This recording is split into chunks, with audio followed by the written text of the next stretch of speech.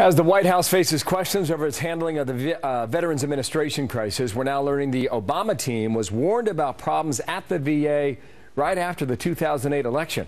Washington Times reporting that officials had briefed the Obama transition team about the need to reduce excessive wait times for our veterans, as VA tech officials were working on an overhaul of the scheduling system.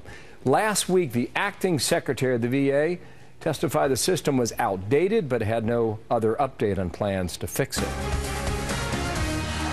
Speaking of ignored warnings, a damaging new report shows the White House was warned about the growing immigration crisis along the U.S.-Mexico border as early as last summer. The report raised serious flags about the flood of unaccompanied children across the border and warned the situation was expected to get a lot worse.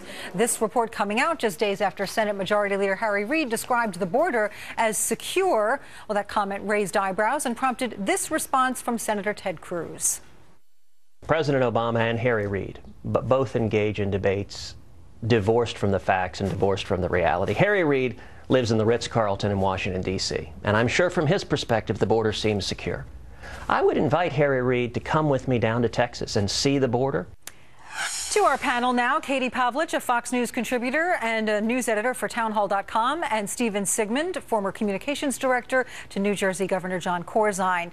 Thank you both. So last August, a team of experts observing an immigration station in Brownsville, Texas, were so alarmed by what they saw, they sent a 41-page report to the Obama administration. Now, that research by the University of Texas was funded by the Department of Homeland Security, but the Washington Post says that the warnings in that report were ignored. Steve, is this incompetence or a deliberate policy decision?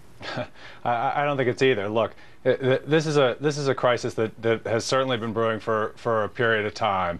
You have horrific and unspeakable violence going on in Honduras and Guatemala, where 11-year-olds are fleeing because they're threatened with being killed and raped. And what you need is a comprehensive solution that deals with it as a humanitarian crisis. What you don't need is ad hominem attacks like Ted Cruz is launching instead of actual political solutions. And the Obama administration, I wish he'd treated this more as a humanitarian crisis, but at least has put a solution on the table that increases border security and increases adjudicating these cases at the border. Katie, even earlier than that, in early 2012, Texas Governor Rick Perry wrote a letter to President Obama citing a 90% increase in unaccompanied minors arriving from Central America and urging, quote, immediate action because every child allowed to stay encourages hundreds more to attempt the journey. That's Rick Perry in April 2012. Politics involved here? Oh, absolutely. President Obama, and if you look at this report that the Washington Post discussed, you take a look at what the agents were saying, and the agents warned about this and said that the administration was more focused on what Stephen just mentioned, which is comprehensive immigration reform, and therefore they ignored this problem, which President Obama created through his own policies for two reasons. A, they wanted to get their comprehensive immigration reform through, and B, they didn't want to draw attention to the fact that Barack Obama's deferred action program created a crisis which we're now seeing come to a boiling point. And on the issue of, Stephen saying that this is a bunch of children coming to flee violence, actually there's an intelligence report out showing that a bunch of interviewing these people, and the vast majority, over 90%, said that they're not fleeing because of violence. They're fleeing because they're coming here because they know that they're going to get amnesty if they can just get their foot in the door, which we're exactly seeing with the way that they're being handled through Border Patrol and through ICE and through the lack of interior enforcement. Steve? They don't know they're going to get amnesty. In fact, the fact that we know they're coming means that they're being stopped at the border. And secondly, the notion that 90% are not fleeing violence, somehow Katie knows that these 11 and 12-year-olds who are trying to be recruited into the narcotics trade are not fleeing violence. We're seeing stories of it all over the place, and somehow she knows that they somehow know Washington's immigration reform policy debate better than they know what's going on in the violence in their own homes.